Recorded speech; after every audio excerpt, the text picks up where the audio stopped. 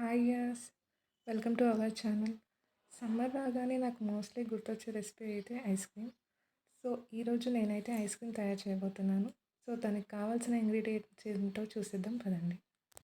1/2 litre milk, 100 grams vanilla ice cream mix and vanilla essence. So నేనైతే ప్యాన్లోకి 1/2 litre బొఫెలో milk తీసుకున్నానండి. మీరు కావాలంటే tone milk కూడా యూస్ చేయొచ్చు. అలాగే నేను ఒక చిన్న బౌల్ తీసుకొని కొన్ని పాలను సెపరేట్ అయితే చేసుకుంటున్నాను. సో 1/2 లీటర్ పాలలో నుంచి కొన్ని పాలు సెపరేట్ చేసుకున్నాను. అండ్ స్టవ్ ఆన్ చేసేసి మన మిల్క్ బౌల్ అయితే పెట్టేశానండి స్టవ్ పైన. ఇందాక తీసుకున్న కొన్ని పాలలో ఐస్ క్రీమ్ మిక్స్ అనేది నేను యాడ్ చేస్తున్నాను. ఇలా యాడ్ చేసుకొని ఎటువంటి ఉండలు లేకుండా సాఫ్ట్గా వచ్చేలాగా కలుపుకోవాలండి. చూసారు కదా, ఎలాంటి డిస్టర్బెన్స్ లేకుండా చిన్న చిన్న ఉండలు లేకుండా సాఫ్ట్గా వచ్చేలాగా కలుపుకున్నాను. ఇలా కలిపిన మిక్స్ని మనము ఆల్రెడీ స్టవ్ పైన పెట్టిన పాలలో కలిపేసుకోవాలి. ఇలా ఐస్ క్రీమ్ మిక్స్ యాడ్ చేసిన పాలని అరౌండ్ ఒక 15 మినిట్స్ అలా మనము మరగనివ్వాలండి. చూసారు కదా, అలా థిక్ కన్సిస్టెన్సీ వచ్చే వరకు పాలని మరగనివ్వాలి. సో మనం స్టవ్ ఆఫ్ చేసి ఒక 2 to 3 మినిట్స్ అలా పాలని చల్లారేలాగా చేసుకోవాలి. ఇప్పుడు వెనీలా ఎసెన్స్ లేదా నా దగ్గర అయితే వెనీలా వైట్ ఎసెన్స్ ఉందండి. సో నేను ఒక 1 table spoon vanilla white essence add చేస్తున్నాను. యాడ్ చేశాక మళ్ళీ ఒకసారి బాగా కలుపుకోవాలి. సో నా దగ్గర అయితే బీటర్ అవైలబుల్ ఉందండి. సో నేను ఆ మిక్స్ని బీటర్తో ఒక 2 to 5 మినిట్స్ అలా బీట్ చేసుకున్నాను. సో ఇలా బీట్ చేసుకున్న ఐస్ క్రీమ్ మిక్స్ని నేను ఒక స్టీల్ బాక్స్ తీసుకొని దాంట్లో స్టోర్ చేసుకుంటున్నాను. చూసారుగా, స్టోర్ చేసేసుకున్నాను. అండ్ ఇప్పుడు ఆ బాక్స్ని తీసుకెళ్ళి డీప్ ఫ్రిడ్జ్లో పెడుతున్నానండి. ఇలా డీప్ ఫ్రిడ్జ్లో మనం ఒక 3 to 4 అవర్స్ స్టోర్ చేయాలండి ఆ బాక్స్ని. ఆఫ్టర్ 4 అవర్స్ తర్వాత ఆ బాక్స్ని బయటకు తీస్తున్నానండి.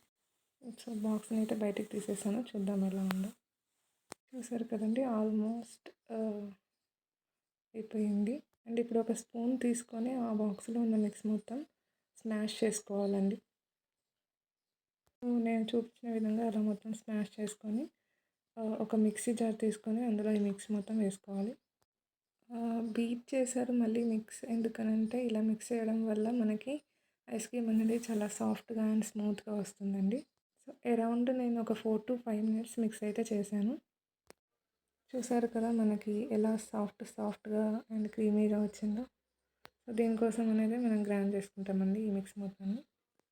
అగైన్ నేను స్టీల్ బాక్స్లోకి ఈ మిక్స్ అనేది స్టోర్ చేసుకుంటున్నానండి. సో నేను మళ్ళీ ఇది ఫ్రిడ్జ్లో పెట్టేస్తున్నాను. మనకి పూర్తిగా ఐస్ క్రీమ్ తయారయ్యేలోపు ఒక 6 to 7 అవర్స్ టైం అయితే పడుతుందండి. సో నా టైం అయితే అయ్యిందండి. 6 to 7 అవర్స్ అవుతుంది. నేను ఆల్మోస్ట్ అందులో బాక్స్ పెట్టేసి ఫ్రిడ్జ్లో. సో తీస్తున్నాను, బాక్స్ ఎలా ఉంటుందో చూద్దాం. ఐస్ క్రీమ్ బాక్స్ అయితే బయటకు తీసేసాను. చూద్దాం మన ఐస్ క్రీమ్ ఎలా రెడీ అయ్యిందో. కదా, చూస్తేనే చాలా సాఫ్ట్గా క్రీమీగా కనిపిస్తున్నట్టు ఉంది. నా దగ్గర అయితే చాక్లెట్ సిరప్ అవైలబుల్లో లేదండి. సో అందుకని నేను ఒక 10 రూపీస్ డైరీ మిల్క్ అయితే యూస్ చేస్తున్నాను చాక్లెట్ ఫ్లేవర్ కోసం. సో ఇలా చాక్లెట్తో గార్నిష్ అయితే చేసేసుకున్నాను. నాకు ఐస్ క్రీమ్లో నట్స్ ఉంటే నచ్చుతుందండి. సో నేను ఫ్లేవర్ కోసం బాదం యాడ్ చేస్తున్నాను. సో ఇది ఆప్షనల్ అండి, మీ ఇష్టం ఉంటే యాడ్ చేసుకోవచ్చు. చూసారు కదా, ఆల్మోస్ట్ మన ఐస్ క్రీమ్ రెడీ అయిపోయింది. ఈ చాక్లెట్ అండ్ బాదం అనేది మీ ఆప్షన్ అండి. Without this also taste also so nice. నేనైతే టేస్ట్ చూసేస్తున్నాను. చూసారు కదా ఐస్ క్రీమ్ ఎలా ఉందో, సాఫ్ట్గా క్రీమీగా. సో టేస్ట్ అయితే నాకు చాలా బాగా నచ్చిందండి. ఇలా ఇంట్లోనే ఫ్రెష్గా ఐస్ క్రీమ్ ప్రిపేర్ చేసుకోవడం చాలా బాగా అనిపించింది. మీరు కూడా ప్రిపేర్ చేయండి, ఎలా వచ్చిందో కామెంట్ చేయండి. Thank you.